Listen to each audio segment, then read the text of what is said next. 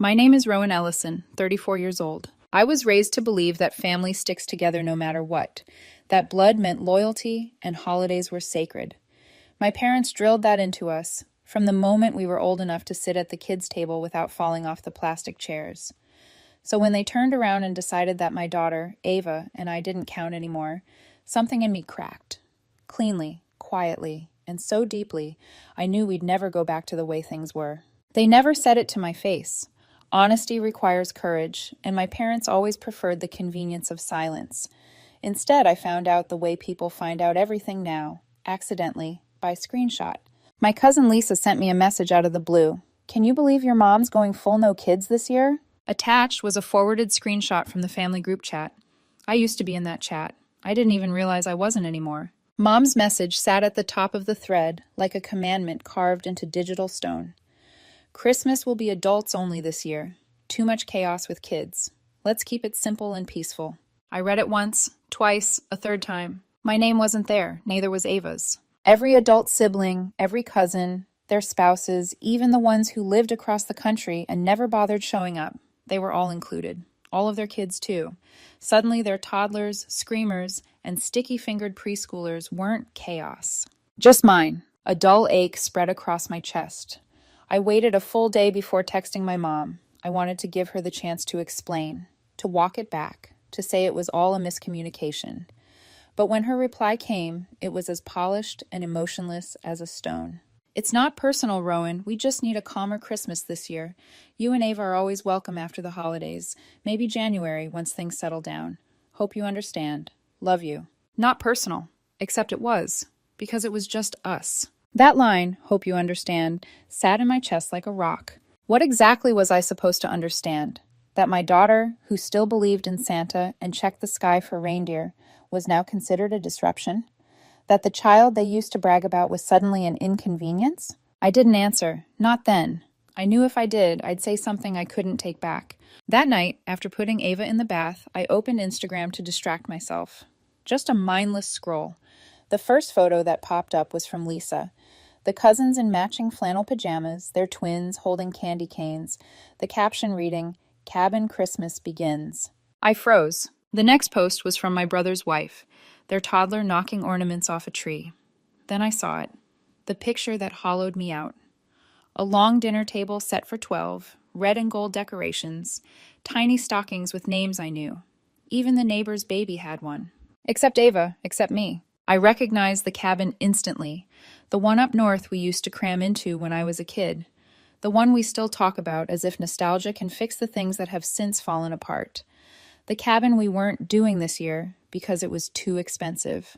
That lie stung more sharply than the exclusion. After tucking Ava into bed, I lay awake listening to her tiny breaths and realized with a clarity that tasted bitter. They didn't forget us. They removed us. The next morning, I woke up before sunrise. I couldn't shake the gnawing feeling in my stomach.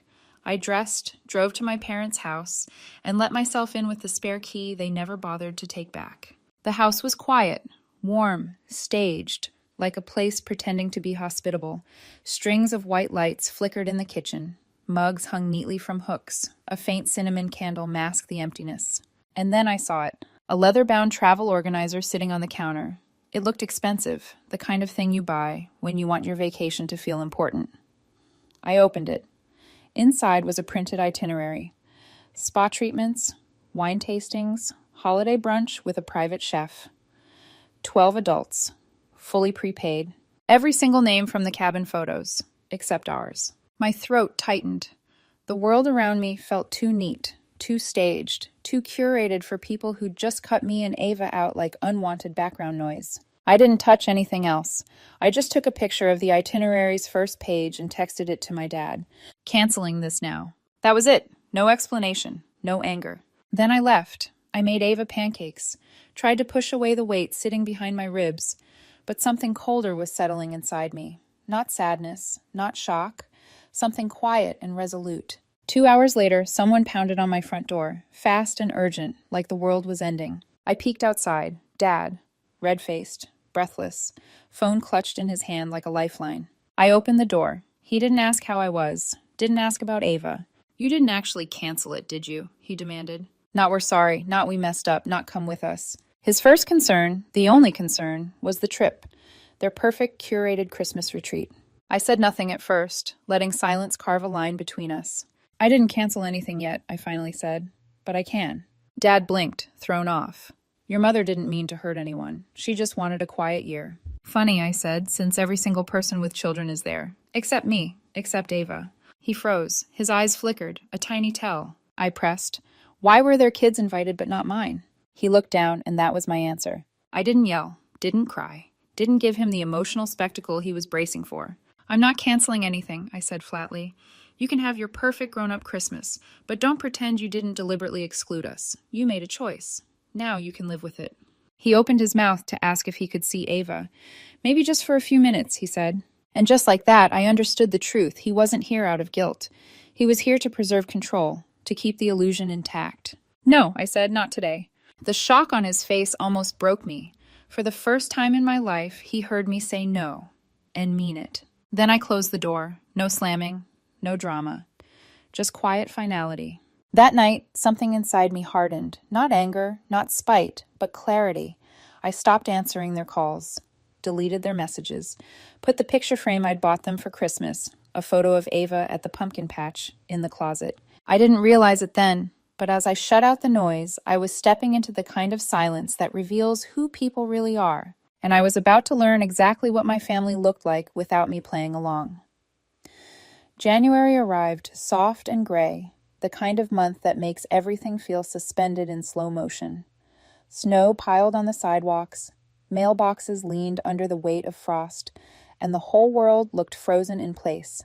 It matched the silence between my parents and me perfectly. They didn't call, I didn't call, and for the first time in my life, it felt like I could breathe. At first, the quiet was unfamiliar, like walking into an empty house you used to live in. I kept waiting for my phone to buzz with some accusation, some excuse, some attempt to regain control. Nothing came. Not from my parents, not from my brother, not even from my aunts, who normally live for family gossip. The silence stretched through January into February. Some nights I'd catch myself pacing the hallway while Ava slept, half expecting my father's knock on the door, half dreading it. But all that ever greeted me was the sound of the heater clicking on and off. Peace is strange when you've lived without it for years. It feels like a trick, like something that can be taken away the moment you relax. But slowly I eased into it. I stopped checking the family group chats I wasn't in anymore. I stopped rehearsing arguments in my head. I stopped expecting apologies that would never arrive. And then one afternoon in late February, a message came from my brother. Are you ready to talk? Mom's upset. Dad hasn't been sleeping. They say you overreacted. Please call. I glanced at the screen, felt a familiar spike of adrenaline, then turned the phone face down on the table. No, not again. Not this time. I wasn't going back to being the daughter who apologized for bleeding. For the first time in years, my quiet belonged to me. But that peace came with a cost I hadn't anticipated.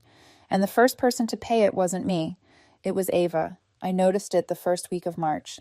Not in anything she said. Ava was always gentle with her words. But in the little things. She lingered by the mailbox when we checked it. She'd open the flap slowly, hopeful, then close it softly when nothing was addressed to her. My mom used to send glitter cards, hearts drawn in pink pen, stickers that shed sparkles everywhere. Ava used to giggle and stick those cards on the fridge until it looked like a shrine to Grandma. There hadn't been one since October. One afternoon, I walked into the kitchen and found Ava standing in front of the refrigerator, staring at an old Easter photo. In it, she sat on my dad's shoulders, her hair blowing wildly as they both laughed. She touched the edge of the photo lightly, then walked away without a word. Another day, I found her drawings scattered across her bedroom floor. A park, a house, a birthday cake, all missing something. Sometimes a person, sometimes two, sometimes faces. I picked up one drawing of a family, just me and Ava, holding hands. A big sun above us, yellow and bright. The space where her grandparents used to be was just empty sky. My throat tightened. She wasn't asking about them anymore. She wasn't saying she missed them. She was quietly adapting to their absence, and somehow that hurt more than anything they'd done. Then came the night that broke me open. We were driving home from school one April afternoon when Ava saw a billboard with a cartoon beach on it. Blue water, palm trees, kids running in the sand. Her voice was soft, almost unsure. Does Grandma still go on vacations without us? I swallowed. Grandma's been busy, I said gently. She stared out the window for a long time before whispering, I think she forgot us. I didn't know how to answer that. I don't think any mother does. That night, after I tucked her in, Ava handed me a folded piece of construction paper. Happy Mother's Day early, she said. Inside, drawn in marker with uneven hearts and sparkles, she'd written, I hope you don't feel lonely like I do sometimes. The words scraped something inside me raw. I kissed her forehead, thanked her, tucked the card into my nightstand. And for 3 days, I opened that drawer just to read it again. My daughter, 6 years old, was carrying loneliness like a weight in her tiny chest. And I had to face a brutal truth. My silence wasn't just punishing the people who hurt us. It was punishing the child they discarded. A few days later, we were driving home from the grocery store. The world was soft with spring snowmelt, and kids were playing in a sprinkler in someone's yard. Ava stared out the window as the water sparkled in the sun. Then she asked, Do Grandma and Grandpa still live in the same house? Yes, I said quietly. They do. She nodded once, then, softly, I guess they don't want to see me anymore. I pulled the car over without thinking, parked in front of a gas station, turned in my seat and reached for her hand. Ava, I said, none of this is your fault. Not one single part. They love you. They're just not very good at showing it. That's on them, not you. She nodded, but her eyes stayed down. That night, she slipped into my room carrying her favorite stuffed animal. Can I sleep with you? She whispered. She hadn't asked that in months. I didn't hesitate. I lifted the blanket and she crawled in, curling against me like she was trying to fill in missing spaces. Her breathing softened. Mine didn't. I lay awake staring into the dark, realizing something had shifted. I could handle being cut out, but watching Ava grow smaller because of their absence, that I couldn't stomach. Protecting her didn't mean isolating her from every hurt. It meant teaching her that love had boundaries, but it didn't need to be replaced with abandonment. So the next morning, with my heart in my throat, I picked up my phone. My fingers hovered for a long moment before I typed, Ava is available Sunday from 2 to 4 if you want to see her. I'll stay in the car. The reply came back in under 5 minutes, almost frantic. Yes, absolutely. We miss her so much. Thank you. No apology, no accountability, just relief that a door had cracked open. But this one was mine, and I was going to decide how far it stayed open. The first Sunday visit felt like walking into a theater where everyone had already memorized their lines, but didn't know I had read the script. I parked at the curb, engine running, hands steady on the steering wheel, even though my pulse wasn't. Ava practically floated up the walkway toward my parents' house. My mom opened the door before she even knocked, like she'd been hovering behind it, waiting. She knelt down, arms open wide, voice pitched high with syrupy warmth. Oh, sweetheart, we missed you so much. Ava hesitated for half a second, just the smallest pause, before leaning into the hug. Then she disappeared inside with a little wave. I stayed in the car, book in my lap, though I read the same paragraph at least 17 times. 2 hours later, Ava emerged holding a stuffed rabbit and a Ziploc bag full of cookies. My parents stood in the doorway, smiling like they had just adopted a puppy. It was civil, controlled. And I drove home thinking, okay, I can do this. For her. But I didn't miss the details. The over-the-top sweetness, the extra-long hugs, the way my mom's eyes flicked to the car, hoping I'd come inside. This wasn't love, it was strategy. The performance of good grandparents with the hope of winning back their image. And me. And that was only the beginning. Over the next few Sundays, I became the ghost in the car, while Ava became the sun in their little galaxy. My parents showered her with glitter crafts, coloring books, cookies shaped like stars, surprise little toys from discount aisles. Every visit, my mom tried one of her soft hooks. Next time, you should come in. We could have lunch together. You don't have to wait in the car. I always smiled politely and said, Ava will be back next Sunday. I gave them access, not entry. They didn't realize there's a difference. My dad tried too, using nostalgia like a weapon. Remember when we used to decorate the tree together? It'd be nice to do that again this year. I never answered those comments, not because I was tempted, because I wasn't. I was guarding the boundary with surgical precision. Then came the shift, the moment when performance crossed into manipulation. It was early June, the kind of hot afternoon where the air feels thick enough to chew. I waited in the car, windows cracked, watching heat shimmer off the pavement. Ava stepped out of the house holding something. Not a toy this time, not cookies. An envelope. "What's that?" I asked as she climbed into her seat. "Grandma said it's for you," she said. But I peeked. "It's a trip. We're going somewhere fun." Somewhere fun. My stomach sank. I didn't touch the envelope until we got home, until Ava was coloring at the kitchen table and I could open it without her watching my face. Inside was a fully booked Florida beach resort vacation. Flights, hotel, kids' activities, meal vouchers, everything prepaid. For 3 people. My mother, my father, and my 6-year-old daughter, Ava. Not me, not the parent, not the only legal guardian. They had booked flights for my child behind my back. My hands went cold, not shaking, just cold.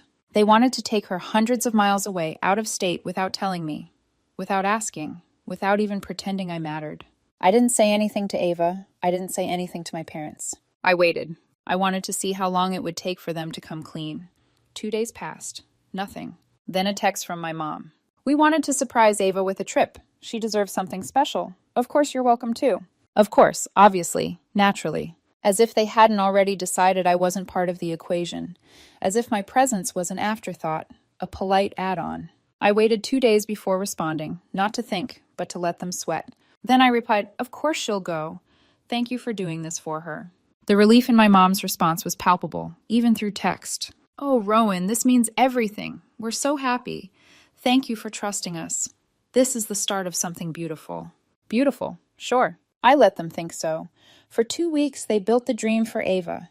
Dolphin coloring pages, stories about seashells, talk of a waterfall pool, and a breakfast buffet. Ava started packing imaginary suitcases, walking around with her sunglasses, asking if dolphins really smile. I watched quietly, a little ache forming in my chest every time her face lit up. My parents? They were elated. Every Sunday, they acted more careful, more performative, more polished, like they were being graded. It almost worked. Not on me, on them. They thought they were winning me back. They didn't even realize the game was different now. I sat on Ava's bed while she hugged her stuffed giraffe and talked about airplane snacks. Then I took a breath and told her the truth. "You're not going tomorrow." Her face crumpled quietly. Ava didn't scream. She didn't throw herself on the floor. She just cried, soft, slumped over tears that soaked the giraffe's tiny felt ears. My heart broke a little because I wasn't trying to punish her. I was trying to protect her. I held her until she stopped crying, brushing her hair from her forehead. "Trips aren't surprises," I said gently. "If someone tries to take you somewhere without asking me first, that's not love. That's someone trying to make decisions they aren't allowed to make." She didn't have the vocabulary for manipulation yet, but she understood something in her bones. She nodded slowly, and I saw something settle behind her eyes, a small seed of understanding that boundaries are part of love too. I tucked her in, kissed her cheek, and whispered, "We'll do something fun tomorrow, I promise."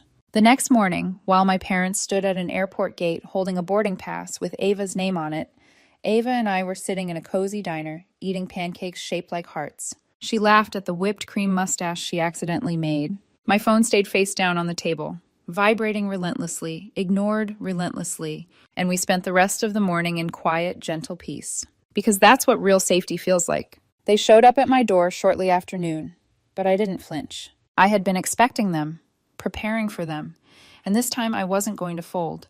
My parents were at my door by noon, red-faced, breathless, and vibrating with the desperate energy of people whose plans had just imploded in public. I opened the door only halfway. Ava was upstairs, reading. Thank God. My dad started first. "Where is she? Why wasn't she at the airport?" My mom jumped in immediately, going for the emotional angle. "Rowan, we were heartbroken. We planned everything. We just wanted to do something special for her. She was so excited. How could you do that to her?" The way she said "to her," like I had betrayed Ava, like they hadn't planned to take my child out of state without permission, made something inside me go perfectly, dangerously still. I didn't yell, didn't accuse, didn't give them the emotional spectacle they were fishing for. Instead, I asked them one question. "At what point did you decide you had the right to make decisions for my daughter again?" They froze. My mother's mouth opened and closed like she was searching for a script. My father stared at the ground, jaw tight. He never looked me in the eye when he knew he'd crossed a line. Finally, Mom tried the soft approach. We just wanted to give her a good memory, something she'd keep forever. I smiled, a cold, razor-thin smile. "You did. She'll remember the moment she learned that love isn't supposed to be a transaction. Dad bristled. Rowan, don't twist this. You're overreacting. This could have been a fresh start for all of us. There it was, the real agenda, the story they were writing in their heads. A Christmas miracle, a beach trip reconciliation, a tidy little redemption arc where their performance of love erased the ugly parts. I'm ending the visits, I said. No more Sundays, no more gifts, no more surprises. We're done. Mom's voice cracked. Rowan, please. I didn't wait for the rest. I just closed the door. Soft, final, true. What I didn't realize was that Ava had been sitting on the stairs the whole time, knees hugged to her chest, listening. That night, while I folded laundry, she walked into my room with her hair tangled from sleep. Mom? Yes, baby? Will I ever see them again? The way she asked it, not with sadness, but with something like resignation, hit harder than every betrayal my parents had ever thrown at me. She only asked once, but her voice hung in my mind for weeks. Her question echoed while I packed lunches, while I brushed her hair, while we watched cartoons together on the couch. Because the truth sat heavy and undeniable. My silence wasn't just protecting her, it was isolating her from something she still believed in. I hated that realization. I hated how right it felt. I didn't want to be the mother who forced her child to choose sides. I didn't want Ava to grow up thinking people disappear forever when they mess up. Boundaries matter, but so do second chances, the kind that are earned, not assumed. So one afternoon, I picked up my phone, typed out the simplest message I could manage. You can see Ava this Saturday. 2 hours, at our place. Don't bring anything. The reply came instantly. We'd love that. Thank you, Rowan. Of course they would. They saw the crack in the door as an invitation. They didn't realize it was just a window. Saturday arrived heavy with expectation. Ava wore the yellow cardigan my mom had given her last Easter, the last gift she'd gotten before everything fell apart. She had also drawn a picture for them, a big sunny sky, 3 stick figures holding hands, a tree taller than the house. She didn't label them, but I knew who they were. They showed up right on time, polite, measured, like they'd practiced. Ava opened the door. My mom bent down slowly as though afraid to startle her. Ava stepped forward after a moment, and the hug they shared was small, but real. They sat in the living room talking about school, rocks Ava collected, books she was reading. My mother listened, like she was soaking up every syllable. My father nodded so often I thought his neck might stiffen. I sat on the edge of the room saying nothing, watching, measuring. 2 hours passed. Exactly. Not a minute more. They stood when I said time was up. No argument, no pleading. Just a quiet, thank you. We'll see you next time. They didn't ask when next time would be. They knew better. Ava settled beside me afterward with a tiny sigh, like something inside her realigned. And that's when I made my decision. They could see her, but only under my terms, only under my roof, only within boundaries they would never control again. I wouldn't punish Ava for what they did, but I wouldn't forget it either. Over the next few weeks, I gave them more rope, a park trip, a short lunch, an hour at the zoo with me standing 5 steps behind. They thought these moments meant progress. They thought kindness was forgiveness. They thought I was softening. They forgot that boundaries, once built, can be made of steel. My mom began dropping hints about Christmas. Wouldn't it be nice to bake cookies together? We're already getting stockings ready. My dad tried his own angle. Ava would love the holiday lights at the zoo. We should all go. I said no, but then the next week I offered a small alternative. They were so grateful, so hopeful, so certain we were returning to normal. They never noticed that I never stepped inside their house, never stayed for more than the minimum, never used the word family. I let them dream, that was all. By November, my mother was practically vibrating with anticipation. Holiday hints slipped into every conversation, subtle as a brick through a window. Then, 1 week before Thanksgiving, I sent her a message. Ava and I will come for Christmas, just us. Her reply came in seconds. Oh, Rowan, thank you. This means everything. This is the start of something beautiful. She cried, apparently. My father texted separately to say, thank you for giving us another chance. They really believed it. Believed they'd earned their way back. Believed I was stepping into the story they'd rewritten, their redemption arc. They didn't realize something important. I didn't believe in their story anymore. I believed in Ava's. Christmas Day. Snow falling in lazy flakes. Ava in the red dress they gave her 2 years ago. The dress they never saw her wear because that was the year they began pulling away. When we walked in, the house was full. cousins, kids, stocking names, laughter. The kind of perfect holiday tableau my parents curated with religious devotion. People looked shocked to see me. I could feel it in the air, the tension, the curiosity, the hope. My mom hugged Ava like she'd returned from war. My dad handed me cider like peace offering disguised as hospitality. I smiled, sat quietly, watched Ava open her gifts, laugh with cousins, play a board game. Then, at exactly the 2-hour mark, I stood up, took her hand. Let's go. My mom blinked, confused. You're leaving, but you're not staying for dinner? No, I said simply, we're not staying. Dad frowned. Rowan, come on, it's Christmas. We're finally all together again. Exactly, I said, and that's enough. No yelling, no apology, no invitation for debate. Ava slipped her hand into mine. We walked out into the snow. The door closed behind us, muffling the chatter and clinking dishes. I never intended to give them a full reunion. I only gave them enough so Ava wouldn't grow up wondering if she missed something extraordinary. I gave them a taste, a moment, a snapshot they'll cling to and replay. But they never get all the way back in. They never will. This isn't their redemption story, it's my boundary story, Ava's clarity story. And as we drove home through the quiet snow, Ava humming softly in the back seat, I knew one thing with absolute certainty. They will always remember this Christmas as the year they got us back. But I will always remember it as the year I finally walked away, with my daughter's hand in mine and the story rewritten for us both.